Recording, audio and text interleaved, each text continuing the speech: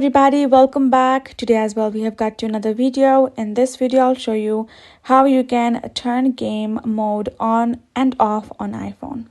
But before that, please do make sure to like our video, subscribe our channel, and yes, without any further delay, let's start. It's a very easy process and it's by default set up in the iPhone itself. So let's say this is the game. Go ahead, open the game. You can see game mode on. You will find this notification off. Simply go ahead. Once you have tapped on that notification, you will find this kind of option. You will have this game mode on icon. Tap on it and it will be off. Now you can again go ahead, go back to your mobile phone, and now done, and your iPhone will remember the settings and it will not turn it on automatically when you open a game. You can tap on again and it will be on.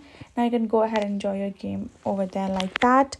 And that's basically it. That's how you can turn it off and on like that. Hope this video helped. Thank you so much for watching. I will see you guys in our next video.